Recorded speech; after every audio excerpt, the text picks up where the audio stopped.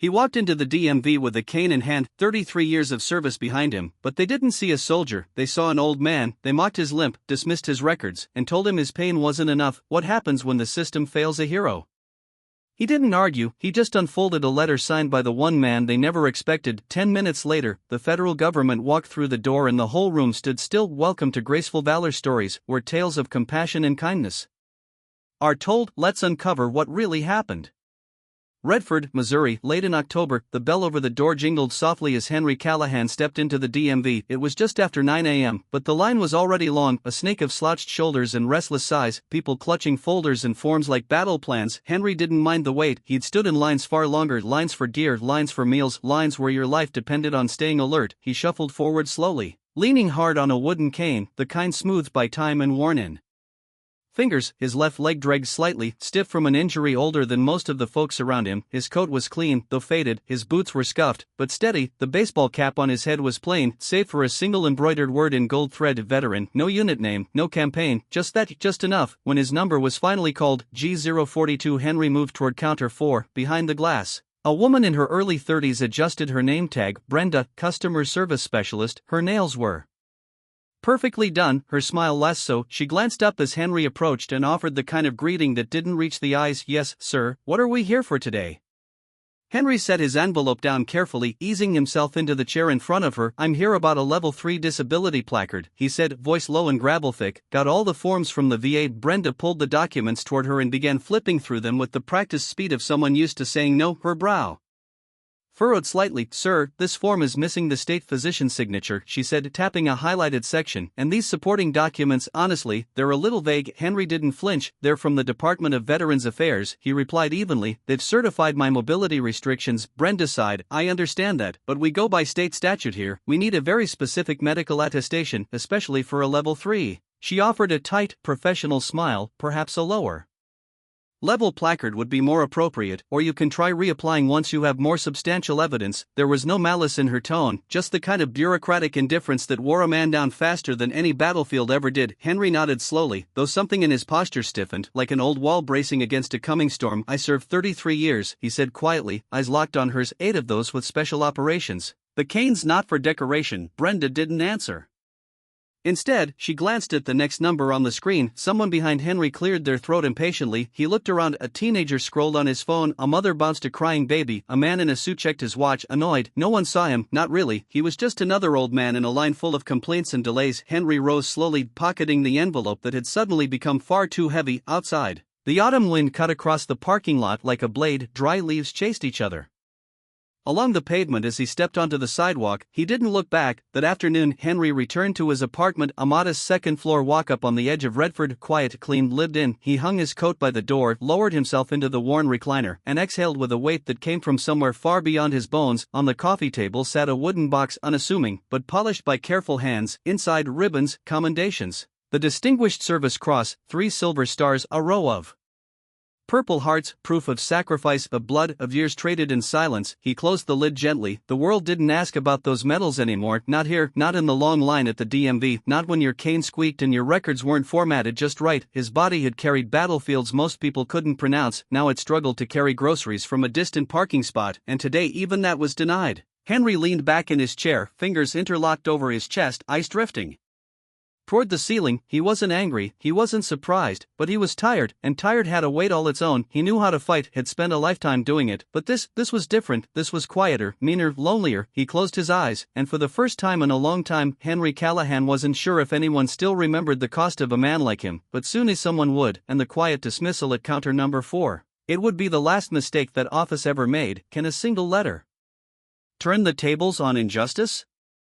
3 days later, Henry Callahan stepped through the DMV doors again. Same scuffed linoleum, same buzzing fluorescence, same scent of floor cleaner, paper, and waiting, but something about him felt different. His stride was slower, but more deliberate. His shoulders, though hunched, carried a quiet weight, like a man walking back onto a battlefield he didn't choose, but one he wouldn't run from. In his hand this time, a thicker envelope, VA forms, medical records, documentation signed And sealed, all of it. He'd called in every favor he had left at the Veterans Affairs office downtown, pulled files buried under red tape, printed letters he hadn't looked at in years. He had done his part, now he just needed the system to do theirs. The clerk this time was different, an older woman with steel gray hair and reading glasses perched low on her nose. Her name tag read Brenda M. Supervisor. Henry nodded once as he approached the window. Brenda looked up, professional, unreadable, yes, sir, back.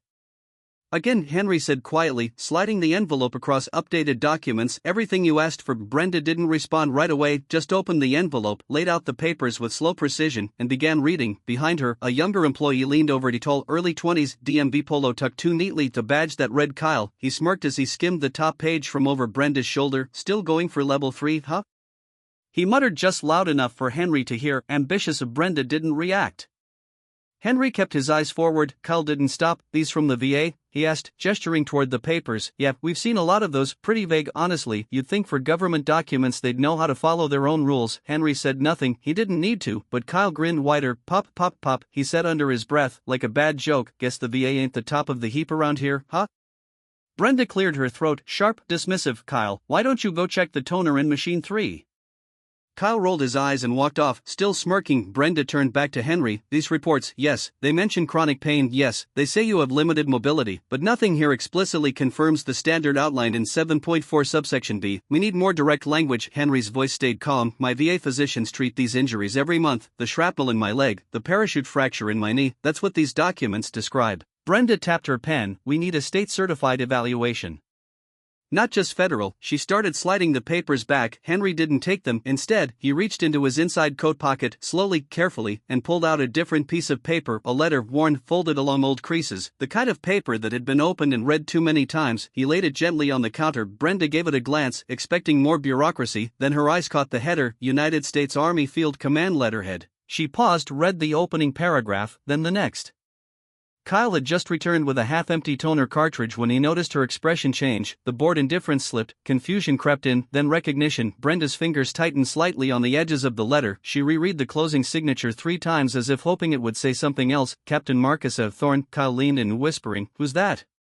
Brenda didn't answer, because she knew exactly who that was, the same Marcus Thorne now serving as a 4-star general, current chief advisor to the Joint Command Council, a name known in every military, political, and defense circle in the country. The kind of man who didn't write letters like this unless they mattered. Henry spoke softly, eyes still on the counter. That letter was handwritten in country after a mission that didn't make the newspapers. Captain Thorne was a young officer then. I was his platoon sergeant. Brenda's voice was barely a whisper now. You served with Marcus Thorne. Henry nodded once. He signed that letter after I pulled him out of a burning transport under heavy fire. We lost 5 that night. He made it home. So did I. Barely. Kyle stopped grinning. For the first time, silence fell over the counter. Not the normal apathetic DMV silence, something deeper, heavier. Brenda was still staring at the signature when the tension in the room shifted again, subtly, but unmistakably, because someone in line, an older woman in a navy blue coat, had stepped out of place. She didn't say a word, just pulled out her phone with slow, practiced fingers, and began to dial. She turned her back, murmuring softly into the receiver. No one paid her much attention, except Henry. He recognized the kind of quiet urgency in her voice, not panic, but purpose, and when she slipped the words governor's office into her hushed tone, he knew she'd heard the name, to Marcus Thorne, and she wasn't going to let this one slide. Brenda straightened behind the counter, eyes no longer focused on the papers in front of her, but on the door behind Henry, because she knew something was coming, something bigger than state forms in subsection B, and for the first time since she started working at that office, she was afraid she'd made a very serious mistake. It began with a gust of cold air and the heavy clunk of boots on tile. 10 minutes, that's all it had taken. One phone call, one name, and now the front doors of the Redford DMV swung open like they belonged to something far more important. 3 men entered. The first wore a dark suit, pressed so sharp it looked like it had been folded by steel. His stride was steady, his presence unmistakable. Deputy Director David Ramirez, Regional Office of Veteran Affairs Oversight, flanked by 2 federal agents in matching suits and earpieces. Ramirez didn't stop at the information desk, didn't take a number, didn't ask for permission. He walked straight past the line, straight past the stunned clerk at reception, and straight to counter 4 where Henry Callahan still stood, his worn coat buttoned all the way up, and that letter still resting quietly between him and Brenda. Brenda paled. Kyle, already uneasy, took one full step back. Ramirez stopped just inches from the counter. The room was silent. Then, Master Sergeant Henry Callahan, he asked, his voice firm, but filled with something else, not authority, not ceremony, respect. Henry looked up. It had been years since someone had said that name like it mattered. Yes, sir, he answered softly. Standing a little taller, Ramirez nodded once, then turned to face Brenda, to face Kyle, and to face every civilian, clerk, and customer, watching the scene unfold in disbelief. "I understand," Ramirez began, a voice clear and unwavering, "that there's been a delay in processing this gentleman's application for a Level 3 disability placard." No one answered. They didn't need to. Ramirez reached into a black leather portfolio one of the agents had been carrying. He pulled out a single file, held it up like a verdict. "Let me clarify something for the record," he said. "Master Sergeant Henry Callahan, United States Army Special Forces, served 33 years in active duty, including 12 in classified operations." The room froze. "Recipient of the Distinguished Service Cross for Extraordinary Valor, 3 Silver Stars, 6 Purple Hearts, 5 Bronze Stars with Valor, Joint Service Commendation for rescuing wounded personnel under enemy fire." Kyle looked like the ground had dropped beneath him. Brenda's hands trembled as they rested against the counter. Ramirez turned slightly, his eyes falling hard on her. "This man's injuries, well documented by the VA, confirmed by internal review, directly impair his mobility and qualify him for the placard he applied for. The decision has already been reviewed and endorsed by my office," and he raised the file slightly. "By General Marcus Thorne himself." Gasps echoed from somewhere in the back of the room. Ramirez stepped closer to the counter. "You questioned his integrity," he said, voice low. "You questioned the credentials of VA-certified physicians. You dismissed combat wounds as aches and pains. You made assumptions based on age, of posture, and the way a man dresses rather than the weight of his service." He let the words hang, then added quietly, "That ends now." Brenda opened her mouth, then closed it. Kyle was already edging toward the hallway, looking anywhere but at the man he'd mocked minutes earlier. Ramirez looked at Henry again. "I'm sorry, Sergeant," he said, lowering his voice. "This isn't how we treat our heroes." Henry didn't reply. He didn't need to, because for the first time in days, maybe weeks, he felt seen. Ramirez nodded to one of the agents. "Get his placard processed immediately, no more delays." The agent moved fast, bypassing the normal queue, typing in authorizations faster than the receptionist had likely ever seen. Brenda just stood there, still pale, still silent, until Ramirez turned back toward her. "This office," he said coldly, "will undergo a full compliance review by the State and Federal Oversight Committee starting tomorrow morning." He paused, effective immediately. Then to Kyle, "If I were you, I'd start revising your resume." No one laughed, no one even breathed. The agent returned, holding a newly laminated Level 3 disability placard. He handed it not to Henry, but to Ramirez. The deputy director turned, held it with both hands, then stepped forward and said, "Master Sergeant Callahan, on behalf of a grateful department in a nation that sometimes forgets who paid the price for its paperwork, I apologize." He handed over the placard like it was something sacred. Henry took it quietly. His voice when it came was soft. "Thank you." That was it. No victory speech, no fist pump, just the calm, steady dignity of a man who had fought in silence and finally been heard. As Ramirez and his agents turned to leave, the rest of the room remained frozen. A man in the back, wearing a faded USMC hat, stood slowly and saluted. Others followed. The line had stopped moving, but something far more important had started. Justice, respect, remembrance. Henry stepped toward the exit, cane tapping gently with every step, and for the first time since he entered that building, every eye followed him. That night, Henry Callahan sat alone in his living room, no lights, just the quiet hum of the old fridge down the hall and the amber glow of a single lamp. On the table in front of him lay a small square of laminated blue plastic, the Level 3 disability placard, freshly issued, hard one. Beside it, his wooden metal box lay open. For the first time in years, he reached inside and pulled out a ribbon frayed at the edges, then a citation, yellowed with time, then a silver star that had once glinted under desert sun. He placed the placard next to them, not like a trophy, but like it belonged, not because of what it granted, but because of what it represented, a country. Finally remembering, he stared at it for a long while, then reached for the phone. The number still sat in his memory like an old cadence. It rang once, twice, then Henry.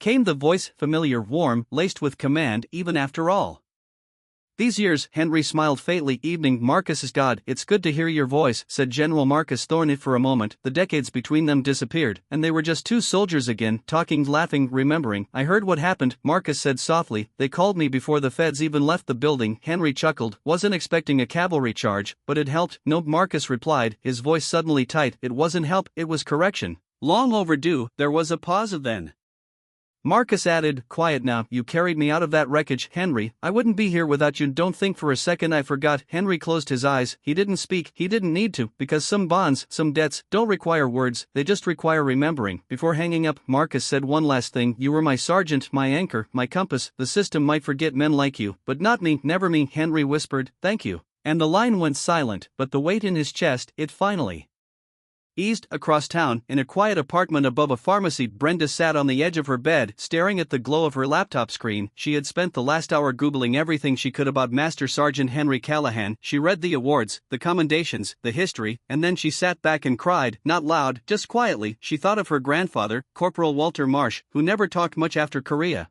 who kept his medals in a shoebox, who flinched every time someone dropped a pan in the kitchen. She remembered rolling her eyes as a teenager when he took too long crossing the street, and now she wished he were still alive, just so she could say she understood now. Brenda wiped her eyes and closed the laptop. She didn't know how to undo what she had said to Henry Callahan, but she knew this: she would never make that mistake again, and if the opportunity ever came, she'd stand for someone like him out loud, without hesitation. Because respect wasn't optional, it was owed. By the next week, word had spread. Veterans Hall started whispering the name Henry Callahan again, not in memory, in recognition. At the gas station, someone left a coffee paid forward in his name. At the local diner, the waitress asked quietly if he wanted his usual spot by the window. A handwritten note appeared on his doorstep one morning: "I served too, thank you for not letting them forget." A neighbor, even the mayor's office, released a brief statement. Redford thanks Master Sergeant Callahan for his service and reminds all public institutions to treat veterans with the honor they deserve. The letter wasn't long, but the signature meant something, and for once words followed action. The staff at the DMV rotated, oversight increased. Kyle, he was gone by the end of the month. As for Brenda, she stayed, and she changed, the quiet kind of change that doesn't post about itself, but shows up early, asks better questions,